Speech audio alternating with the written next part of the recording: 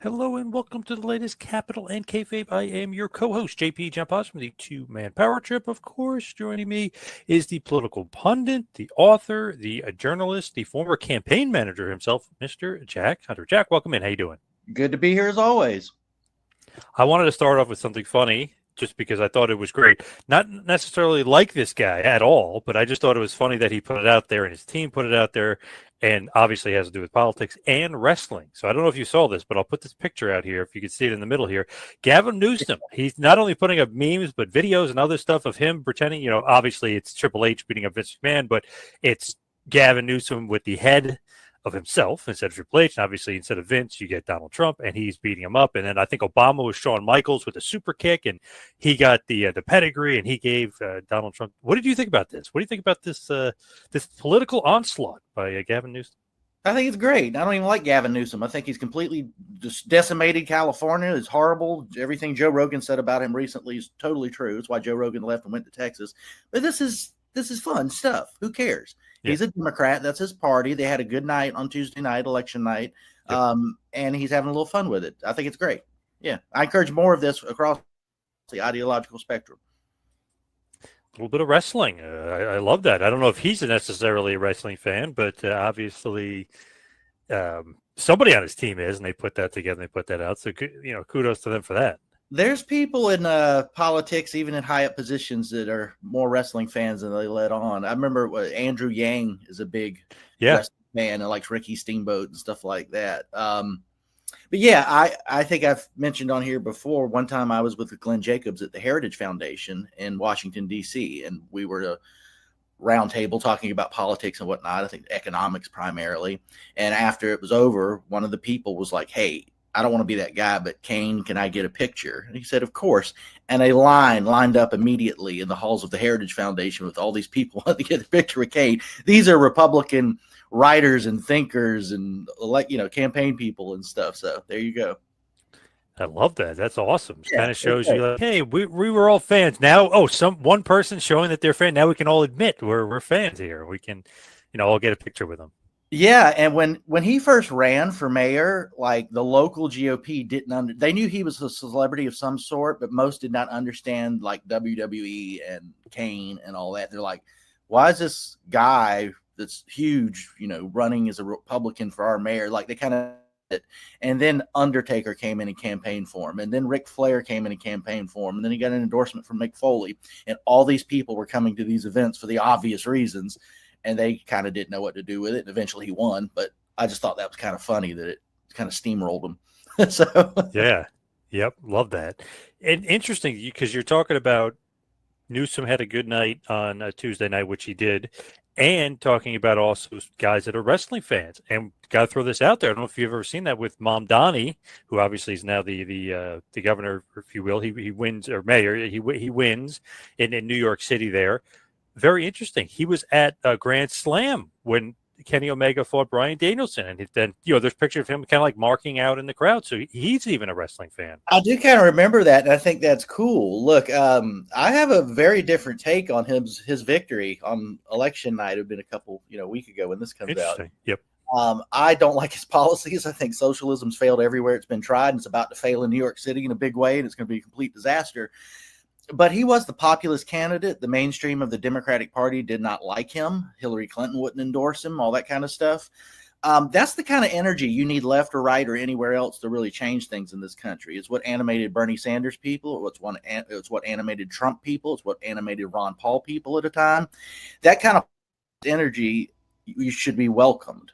If the establishment hates you, even if you suck, and I do think he's going to suck in policy, that's the kind of energy you want to actually change things eventually. So I think it's good that, the establishment was like, oh, he's anti-Israel, anti-Semitic, and a Muslim and secret terrorist, or what, all the same stuff they say. Maybe some of that's true, maybe it's not. But the point is, it didn't work, and he won in a landslide. The populist candidate that the people wanted won over the establishment. I mean, Andrew Cuomo, come on. We're not running that back. So I like that aspect of it, even though I think he's going to be a terrible mayor. Right. And the thing is, too, like you see all this stuff now coming out, like ISIS, this is the Manhattan Project, and all this other stuff. Like, I don't know what's true, what's not true, if people making that up, or is it? But obviously, he's got Obama by his side. But a lot of people are, kind of assuming the worst now that obviously you got a Muslim socialist as the mayor of New York City. A lot of that's just bigotry, and I'm a Christian. I'm not a Muslim, but like, all right, he's Arab American. We're going to do that. Obama was secretly in the Muslim Brotherhood. I'm like, hey, let's talk about how crappy Obamacare is and stop with this other nonsense. Muslim Brotherhood. That's what they're going to do to him. Even the Democrats are going to do it. And I don't know the situation well enough to know whether it's warranted. I know it's just something they always do. For example, somebody who's a critic of Israel's government, as am I, and Tucker Carlson, Green, and what they're doing in the past, the super zealot pro-Israel people could say, ha, you're an anti-Semite for criticizing the actions of Israel's government. That doesn't work anymore. We're past that. We can criticize Netanyahu and what's happened in Gaza, and if they say you're an anti-Semite, it just doesn't hold water anymore. Let's see how much that's true with Mamdani and what happens going forward, because he's going to get all those sorts of insults too. Once again, I don't like the guy as far as his policies, but there's a dynamic there that I think is a little more refreshing than some are seeing. You love that he's a wrestling fan. That's what you love about him. I don't care about your Hangman Adam Page is one of my favorite wrestlers, and I think he's well to the left of me. Like, yes, very true. Interesting with like Mamdani wins. I was just like wondering, why didn't Curtis Lewa, why didn't he step out so Cuomo had more of a chance? You know what I mean? Instead of letting Mamdani run away with it. Very weird of Lewa, unless he just did it on purpose, didn't want Cuomo to win, I mean, these guys and their egos, who knows? You just never know. And I mean, once like the election's over, now the moment's passed, you're going to have a mayor elect. Like, why didn't he do that? Good question, John. Yeah. Like, honestly, I think Cuomo would have lost anyway, but it would have been a lot closer if Lewa would just stepped out. Yeah, no, I agree. But these people get caught up in these things, and that's what you can't see the forest for the trees.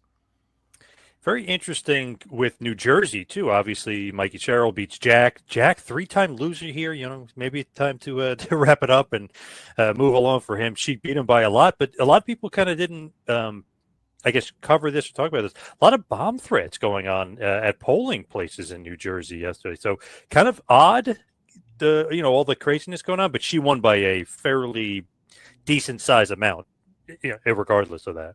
Yeah, and I tend to agree with some who say, this was a bad night for Republicans and a good night for Democrats. You can't get away from that. But These victories happened in pretty deep blue states. Very blue. Right. Virginia's not as blue as Jersey, but it's been pretty blue for a good while. And Spanberg beat, Earl Winsome. Earl, I'm saying it wrong, but the black Republican woman, the lieutenant governor who was running to be the top dog and be governor, was beat by the Democrat Abigail Spanberger.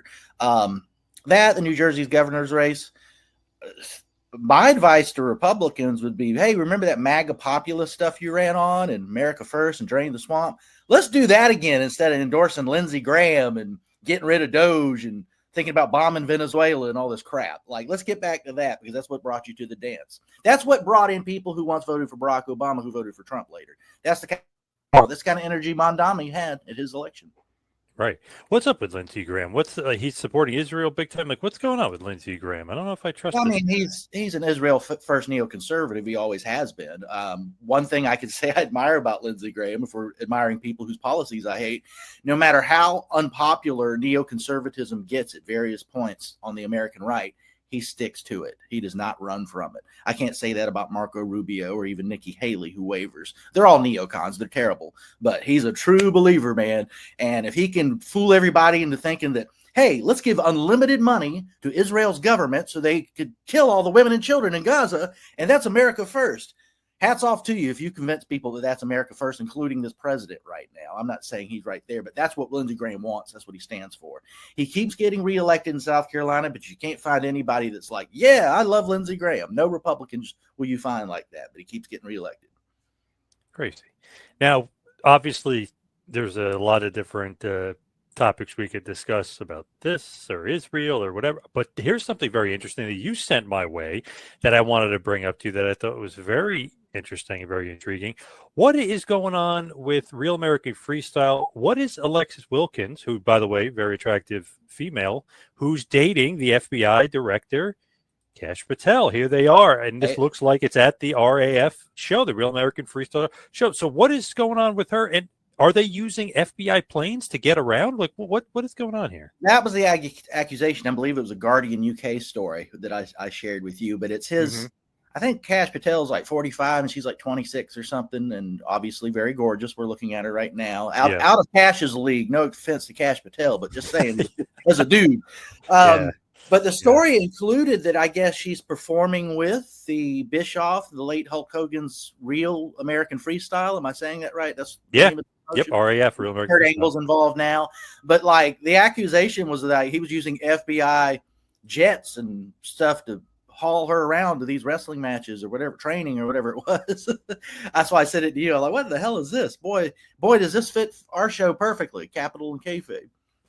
How interesting is that? They're like, what is she doing? I'd like, not that I know what her position is, but what is she doing with Bischoff and Hogan? You know, obviously not Hogan anymore, but Hogan's league. What the heck is she doing?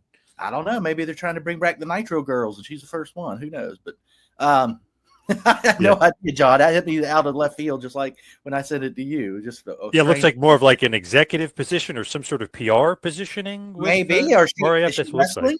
Is she wrestling? No. It looks like some sort of like executive like position. Looked like she was like promoting it. It seemed like that makes sense. I mean, they're just started. I don't know if they have a women's division or anything like that yet. They do. They do have women's wrestling. Oh yeah. They have some Olympians on that are doing it too. So they got. You watch that on streaming, or they had their first events yet, or? Here's the political part of it. You can only watch it on Fox Nation. You got to get the app, if you will. Yeah.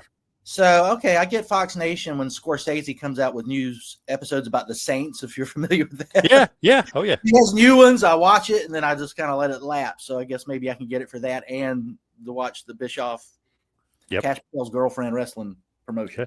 Yeah, so they've had a couple shows so far. The first one did really well. It was funny that some of like the journalists were really, because Bischoff obviously has like a bit of an anti-AEW stint, so they're like, oh, let's see how you do when you have your first show and how Real American Freestyle draws. It did draw better than a few AEW shows like combined. If you combined a few, it actually did better. Okay, and obviously that was when AEW was running smaller venues, but still they did. I think 3,000 for their first show, something like that, 3,500. Yeah, so it did decent. And then I think they did Penn State, and it did like 2,000 or 2,500. So, we're not talking huge crowds here. We're talking small crowds. It's more of a niche audience. It's literally freestyle wrestling. So it's not going to be anything crazy, although there's a nice little pop and circumstance to it. But, they did do fairly decent. I think better than people thought they would do. So the people that were like ripping him at first kind of didn't say anything. That's better than I would have predicted. Anything wrestling that involves wrestling people, I'm going to give a shot at least once. I'll check it out. I know originally they probably were counting on Hulk Hogan to be at these events to help draw. And obviously he's no longer with us. But Kurt Angle's no slouch, and obviously Bischoff's there and whatever else they have going on. But that's pretty good. I'm encouraged by that. I want to see every promotion flourish and draw fans. Michael Chandler, UFC wrestler, obviously UFC fighter. He's on there. Chael Sonnen, Tito Ortiz. So they've had some pretty big names. Obviously Kurt Angle in the announce booth, but they've had big names associated with it. Is Kurt Angle doing announcing with Chael Sonnen by chance? Yes, but also when they were doing the announcing, Chael Sonnen got out and cut a promo on Tito Ortiz to set up the match with those two wrestling. So they even put like pro wrestling stuff in it, which is great. And I don't know if you remember this, but Chael Sonnen was once a part of WCW. He was in the power plant. Obviously, it never came to fruition. That. Yeah, so he tried out for wrestling. Went to the WCW power plant. Never made it to TV or anything, but he tried out. I didn't know that. And my brother's a huge UFC fan. I watch it casually sometimes and kind of let him know. He lets me know what's going on, but I always paid attention to Chael Sonnen because he's basically a pro wrestler doing MMA. The promo he would cut and whatnot, and he's hilarious. But that's literally not only amateur wrestling, but people probably don't realize it. His background was he was trying to get into pro wrestling. So he's a huge wrestling fan. My God, if you ever listen to interviews and stuff, he's like, oh, Piper this and Superstar Billy Graham. I mean, he's just like an old school, like awesome fan. But he turned that into him wanting to be a wrestler. It didn't work out, so he went into MMA and obviously was hugely successful and still doing great in that field. But it's one of those things where people don't realize guy was this close, inches away from being a pro wrestler. Right. I wonder if Matt Riddle has always been very clear that he wanted to be a pro wrestler first and just kind of ended up doing MMA first, and maybe a similar story there. Huh, that's wild. Yeah, it's one of those like interesting things. It's like there was a famous kickboxer, Sam Greco, was in WCW around this time. Bob Sapp, who obviously the famous pro wrestler and kickboxer and MMA fighter. I mean, he did everything. But they were all kind of around that same time. Batista a little bit around that time before he quit. The power plant said it was too rough, or he didn't want to deal with Sarge and all of this stuff. But it was interesting to see who came in and out of the power plant at that point. And Chael Sonnen was one of those guys. So really, really interesting. I didn't know that. How long was the power plant open and in operation with Sarge and all that kind of stuff? I want to say sometime in the early to mid 90s to about 2000, 2001-ish. So existed 8 years or so. Okay, that's significant. I was just curious. Yep. So as far as other news that's going on, I had to bring this to your attention just because it happened. I don't know if it's something that it's necessarily we care about or just in the sense of, you feel bad that when somebody passes away, but how many people were like just vehemently did not care about it and even posted how much they didn't care about it. But Dick Cheney has passed away, the former vice president. What did you think? I don't think anybody's shedding a tear, and at least what I'm reading from people online, nobody is kind of even upset about it. No, I'm not a fan of dancing on people's graves. Yeah. If I was ever going to do it, he would top the list. He was a terrible person. He was a terrible leader. He lied our nation into war in 2015 or 2016 when Donald Trump stood on a Republican debate stage talking to Jeb Bush, who was also running for president. And he said, your brother lied. They said there were WMDs. There were no WMDs, and they knew there were no WMDs. I'm paraphrasing Donald Trump speaking to Jeb Bush. Donald Trump was absolutely right. Dick Cheney went on Meet the Press in the lead up to the Iraq War and said there was no doubt that there was a connection between Saddam Hussein and Al-Qaeda at 9/11, which was a complete myth and something made up to scare America into getting behind this Iraq war that he and other neoconservatives had wanted since the 90s. Tried to get Bill Clinton to do it, and he wouldn't. He lied to the country about WMD. All these lies to get the war that he and his cabal of neocons had wanted for a very long time. And the result of that, not only the wars in Iraq and Afghanistan and what happened afterward in Syria and all these other places in Yemen, and suicide issues, our own military and stuff like that. The estimates, I think, from the Brown Institute is that over 4 million people lost their lives due to Dick Cheney's war on terror. Wow. And what was that for? What did we get out of it? Well, we were supposedly going to take down Saddam Hussein because he was involved in 9/11, which was a complete lie. Dick Cheney told that lie. I'll Meet the Press. You can go watch it on YouTube right now. And later pretended like he didn't. Then even later than that, went back to it. That's how crappy he is. What did we get? We destabilized the region. Al-Qaeda, who had never been in Iraq before because Saddam Hussein didn't like them, didn't like Osama bin Laden, and kept them out of the country, are all over Iraq today. It empowered Iran, who we're dealing with now, that Saddam was a check on, which is why we supported Saddam Hussein in the 1980s, and Donald Rumsfeld went over and shook Saddam Hussein's hand. Like, that's how intricate. That's why I'm a non-interventionist. I'm a Ron Paul anti-war non-interventionist. U.S. stay out of all this crap. It only comes back to bite you. ISIS exists because of what George W. Bush and Dick Cheney did over there. ISIS exists because of what Obama did in their wake in Syria. It all just piles on top of you. Get out of the region, America first. Dick Cheney was the complete opposite of that. He hated Donald Trump, at least what he originally stood for, because he knew he was the opposite of the neocons. Donald Trump said, America first. We're going to end endless wars. That's why Dick Cheney and his daughter campaigned with and endorsed Kamala Harris in 2024. They went to the Democratic Party. They love war that much. So that's Dick Cheney's legacy. He's dead. I'm not going to dance on his grave, but everything I just said was true, and I'm not shedding any tears. I don't think anybody else is either. There was not too much sadness going on online. Just not a very nice person. And I was just kind of curious, like his net worth and stuff and everything else. And I can only imagine. With they were saying up to $86 million. He got $36 million when he was alive from Halliburton to leave Halliburton to get a severance package to become vice president. But obviously, he fed the beast because Halliburton and the military contracts and everything else. So, yeah, he made a ton of money off of war, and it's obviously not. I mean, it's not even when he wasn't pursuing war. Yeah, when he wasn't pursuing war for ideological reasons in the White House and working for various presidents, he also had financial reasons because he was a tool of the military-industrial complex. That's where he got his money. He was perfectly fine with American soldiers fighting for made-up reasons that he made up, dying so he could get richer. So that's what's going on. And all the Republican hawkish politicians, Lindsey Graham did this, Tom Cotton did this, Ted Cruz did this, I believe Josh Hawley did this, pundits like Jonah Goldberg did this, talked about, we've lost a great man. He's a wonderful man. They're all the same mindset as him. They're rotten to the core. And shame on Trump for throwing his arms around people like Lindsey Graham and all that, because they are the opposite of MAGA. I'm writing about this right now. That like Trump basically ran against the Bush-Cheney Republican Party and what it stood for and wanted to go in a different direction.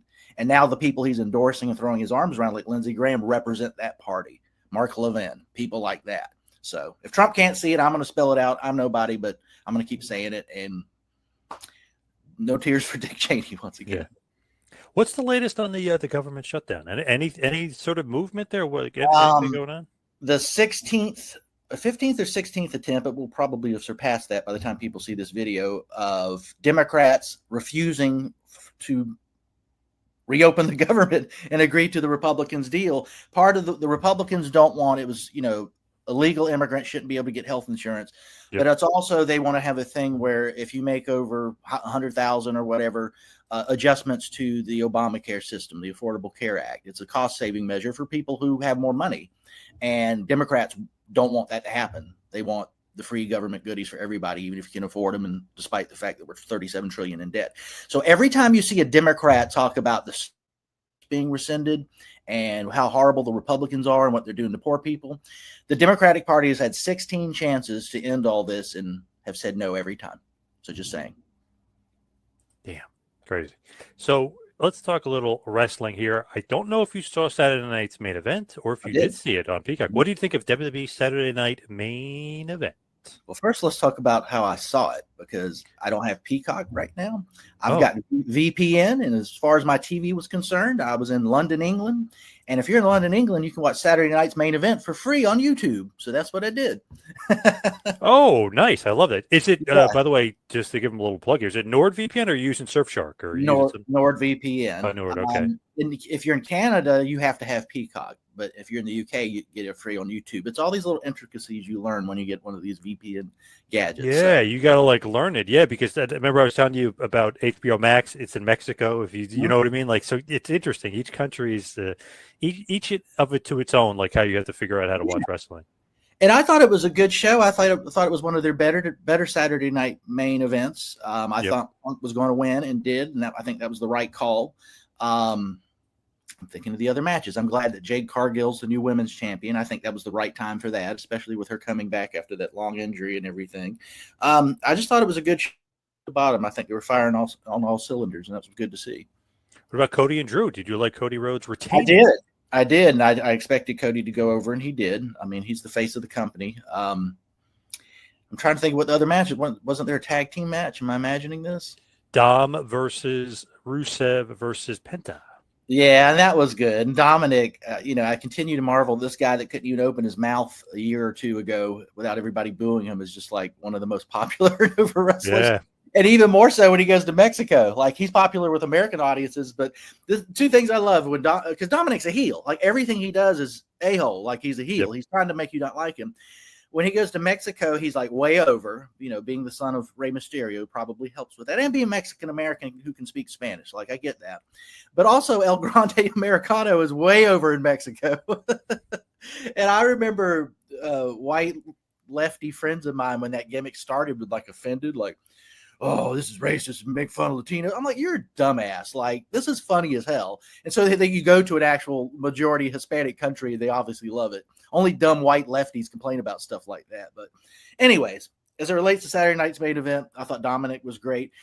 It seems like people aren't as interested in Rusev as maybe they would like them to be. Do you get that read on it as well?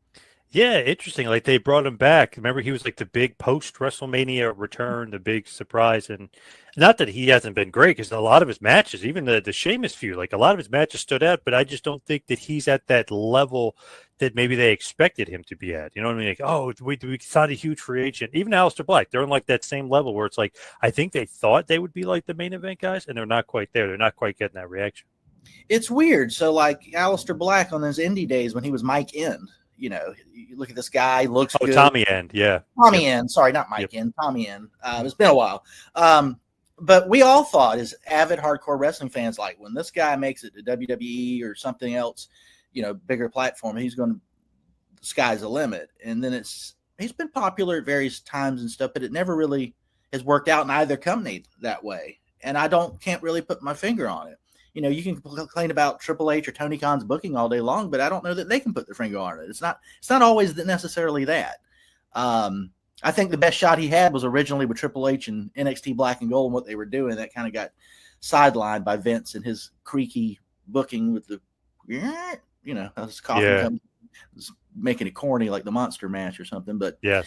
Yeah, I don't know why that is. That they're just kind of spinning. I mean, I think they're a draw. I think people buy their shirts and stuff, but it's not what it should be. Yeah, it's not kind of reaching that level. And now a lot of people are saying that Zelina and Black are like a ripoff of Cross and Scarlett, and that's exactly what you do not want people to be saying about them. No, and I feel sorry for them because they didn't do anything. But that people who still want to see, we want Cross and see Scarlett and all that anger is going to be put on, Malachi Black and Zelina and his wife, Alistair, whatever. Y'all know who I'm talking about. That's not fair to them. The act itself, in a world where Karrion Kross and Scarlett didn't exist, would probably be over and okay, but that's not how it's going to be perceived. It's just not. Maybe I'm wrong. Maybe over time it will. And I like them working together. Just don't rip off this couple who were kind of getting popular and you just got rid of. That's dumb. Unless you're going to bring them back and feud them with them, but I don't think that's what you're doing. This is great. Yeah. But I don't think they are. I don't think that's the direction that they're going. I don't get it. And nothing I've heard Karrion Kross say in public about how all that went down, I think would be a barrier to them coming back based on WWE's history. And he's been as respectful as he can be with also being truthful. Seems like they're like everywhere. Like they're busier now than they were in WWE, it seems like. So obviously kudos to them. Yeah. And I love to see it. Like I like seeing them pop up in GCW and stuff like that. What was the show they had a month or 3 ago where like the first thing on the show was like Scarlett popping up, and then like I started to watch the rest of the show. I'm like, oh, that was the coolest thing that's going to happen. I kind of quit watching it. I think it was GCW, right? Yeah. And it was cool. But then like the rest of the show I wasn't as interested in as that, but it was at the beginning of the show. Maybe they had somewhere to be. I don't know. But yeah, I love seeing these guys pop up on the indies. I think the Matt Cardona model can work for more people than just Matt Cardona. Yeah, for sure. Now I got to mention this because Saturday night's main event, they revealed that the John Cena Retirement show, which will be December 13th in Washington, D.C., will have a tournament wrapped around it as far as whoever wins this tournament gets his last match in Washington, D.C.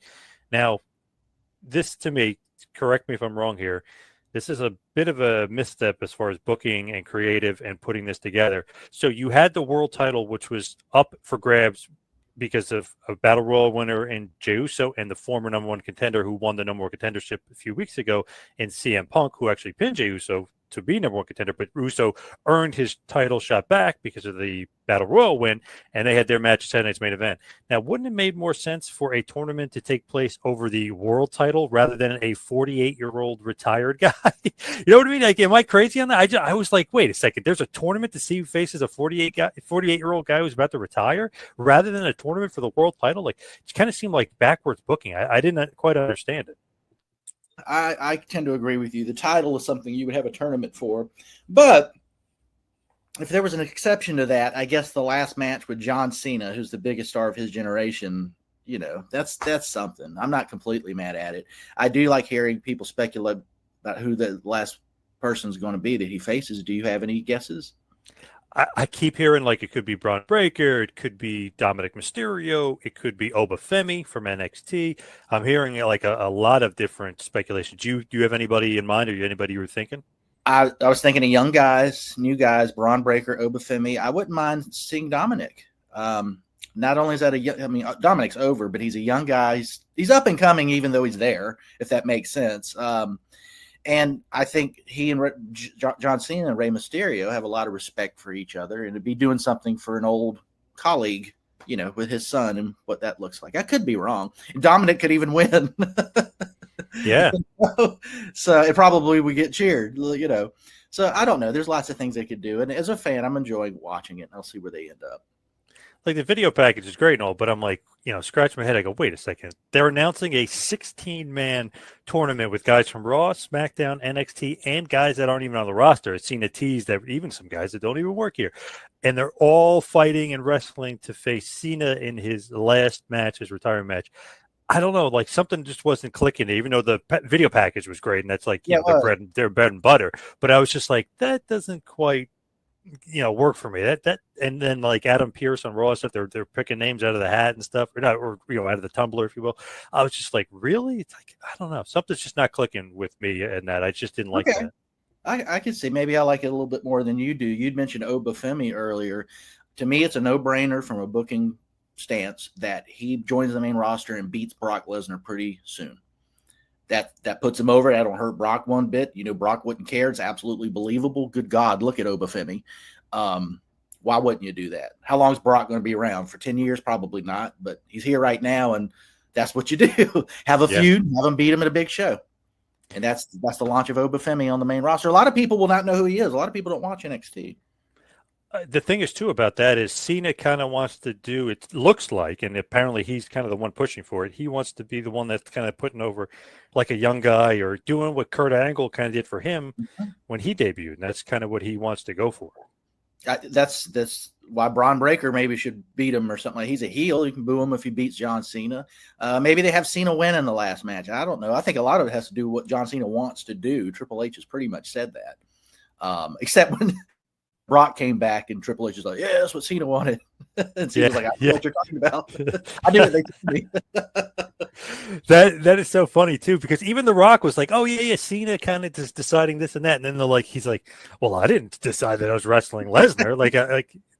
So wait, they're like pointing the finger over here at each other. Cena's kind of like The Rock. He has no reason to lie or whatever. Like he's right, of course. It's fine. So I believe him when he said that. I do believe though that they said to him like, oh, you're beating Lesnar, and then he said, well, that makes no sense. Why would I win? But I thought there was going to be a rematch. So I'm like, okay, that's kind of weird. There's no rematch, but it does make sense because Lesnar's staying around. He's not. And obviously Lesnar is being pushed because he's Lesnar. Like, it kind of makes sense. Like, okay, we don't want Cena to beat him because then he's kind of like, okay, he's retiring. That did nothing for Brock. Right. Well, if him beating Cena not only makes sense, as John Cena said, but if something like Obafemi coming in and beating Brock Lesnar, that kind of lends to that. That's Cena from a distance kind of helping Obafemi. Yeah. Like, oh, Brock beat the best in the world that ever lived, or greatest of all time, whatever the hell he called himself. And then this new guy beat that guy that beat him. Like, that's just booking 101, I would think. And even if it's not Obafemi, let's just say it's Braun Breaker, who obviously they're kind of teasing Heyman being with Lesnar, and obviously he's with Braun Breaker. So they're kind of teasing that too. So if Cena beats him, and then, to be honest, like Breaker beat Lesnar, it's like, well, Cena just beat him. Like, you know what I mean? Like, you kind of see it coming. Yeah. So at least if you do a Breaker, that's a huge win. Wow, Cena couldn't beat him. Like, nobody could beat. You know what I mean? Like, at least he gets built up a little bit first. Absolutely. And is Logan Paul with the Vision now? We might know a little bit more when this comes out, but like that's what they were hinting at when we watched Paul this week. Yep. So that's an interesting thing too. But were they doing that, or are they just doing it so they can have another guy for the War Games team too? So it's like might be a little bit of both as far as that's concerned. Like Punk's team against Paul Heyman's team, and like he's building his team, if you will. Speaking of War Games and different versions of it, I will be going in person to Greensboro to see Blood and Guts at AEW when this comes out. It might be after whatever. Nice. But that's about a 3.5 hour ride from where I live, and we're going to go up there and watch it and come back the next day. And it's the first time I saw wrestling in Greensboro was Sting's last match in AEW. Whoa, you went to that? That's awesome. Yeah, I absolutely went to that. And then I want to go back for that was the Madison Square Garden of the Southeast in the 80s with Crockett when I came up. So. Huge attendance for that show. It was over 16,000. They made a ton of money for that show. For anybody that Sting can't draw, and make stupid statements like that, like, well, he was one of the biggest draws in AEW, that's for sure. Yeah, and you had Flair there that night, and Ricky Steamboat and Lex Luger. It was a night to remember. And it was the send-off that Sting, the WWE, did not give him. Yes, that's why I would say about Tony Khan, hey, at least he treated Sting correct. You want to say this guy didn't get booked right, this guy, at least he treated Sting correctly. That was awesome. even when they've done things with legends that kind of whatever, like, when Tully was there for a little bit, and they're trying. They're like, hey, these guys are important. They want to do something. We want to do something with them. Jake the Snake, whatever that was, it was fine. Nothing bad. But you know what I'm saying? They're trying. I don't remember where I was. Somewhere else in Charlotte. Maybe it was there. It was FTR. This was off camera. Brought Dennis Condrey into the ring. Oh. And we're like paying tribute to the Midnight Express. And Condrey can't really say much because of his health issues in the past and the surgeries and whatnot. But they were just putting over Dennis in particular, and Midnight saying they're the greatest, and Dennis said they were the greatest. I don't know if that would have happened the same way in a WWE ring if they were in Dennis Condrey's backyard, which I'm sure they were. So stuff like that. AEW's always been good about that, and I appreciate it. Even in Philly a few weeks ago, they had Eddie Gilbert, a tribute show. Sting was there. Right. Doug Gilbert was there. Tommy Rich was there. Actually, it's funny. I saw a picture online. I kind of forgot about it. I was just talking to Tommy Rich. He's like, I was at that. I'm like, oh, my God. I was like, I didn't even notice. And he was telling me about how great it was and how great Tony was and stuff. So I was like, wow, that's awesome. Like, you're giving, like, the king of Philadelphia, if you will, Eddie Gilbert, like, his just due. And not only you bring in his brother, obviously he's a really good friend, Tommy Rich, former tag partner, everything else, and you bring in Sting for it. So I thought that was really, really cool of Tony. So he respects the biz for sure. It's cool for a number of reasons, not only for the person that you're paying tribute to and just being appreciated and remembered, but for fans. Like, I didn't get to see Lou Thesz wrestle, but there was his widow on a show here recently. Was that WWE or AEW? I don't know, actually. You know what I'm talking about? No, I didn't see that. But maybe it's another legend. I'm getting it wrong. I thought it was Lou Thesz's widow, wherever they were at. It might have been the Triple H. I don't know, but they paid tribute to her. I know who Lou Thesz is because I've been a wrestling fan for a long time, but obviously that was before my time. And in the past, I would go out and learn about these guys and learn about Buddy Rogers and stuff like that. So somebody hearing about Eddie Gilbert, like, we know who that is because we're old. But if you're 22 and you like wrestling, you'd be like, oh, who's this? I'm going to go check it out. So across the board, it's just a cool thing to do. So interesting as far as going back to the Cena thing, because that show, it's like, okay, something's going to happen at this show. Somebody's going over. This is the last show. It's going to be big, but it could be even bigger. Hearing rumors, not only Vince McMahon might show up, which sounds absolutely crazy. It's in D.C., and I've been hearing, which is funny. People are like, oh, it's a lock. He's definitely showing up. I won't believe it until I see it and until it's confirmed. But Donald Trump will be at John Cena's last match. Have you heard this? Is this a fact? What is this? I've heard that on TMZ. Tyrus, who's a Fox News contributor, obviously, Brodus Clay in WWE at one time as a wrestler. Who was it? Somebody worried that if that happened, it would overshadow the importance of Cena's last match or what? But it's also, why did they put it in DC? Was there a reason for that? It's also something Trump would do. He goes to UFC fights every time he turns around. He's friends with Vince. He knows who John Cena is. He's like celebrities. If I'm John Cena, I'm thinking this is not a political thing. It could be Biden or Kamala Harris. The president of the United States, I'm so important and my match is so important that the president of the United States came to see my last match. That's what matters, not who the president is. Now, you can't tell that to some Trump deranged idiot, but like, that's the way I would look at it. I have a friend who absolutely loathes Trump, who works on Capitol Hill, and got the chance to shake his hand one time. And she said, I have to admit, I don't like the guy, but there's something about meeting the president of the United States that's kind of separate from that. That's the way I think it would be. But yeah, I can see Trump and Vince there. I don't know if they're in a skybox, or they're in the back or what, or maybe Trump's out front and Vince is in the back. I don't know, but we'll see what happens. I think it would be cool. Just the WWE has the president of the United States at a big event. That's cool. And the reason, I guess, apparently that DC is really getting the show, apparently they paid for it. You know what I mean? Like, they paid more than Boston. So that was kind of the reason. TKO basically was like, hey, we can have the show here, here, here. And Washington, D.C. gave them the most amount of money, which obviously, capitalism. But yeah. People complain about TKO just caring about the money, and sometimes that can be a bad thing, but I'm never mad at it. That's the way. That's the reason you have iPhones, people. If you didn't have free market capitalism, none of us would have these technologies that we take for granted. That's just the way. Let's see how well Mamdani, the socialist, does in New York with getting rid of free market stuff or tamping down on it and trying these public grocery stores run by taxpayers. Let's see how far that goes and what that looks like in real terms. Yeah. Yep. True. Very, very true. All right, let's wrap this bad boy up and let's head for the plugs. Jack, you can follow me on Twitter and Instagram at 2Man Power Trip. How about you? You can find me on X at JackHunter74, where anything I write, talk about, videos can be found there. Awesome. Like to thank everybody out there for listening. We'll see you right back here next week for another little Capital and Kayfabe.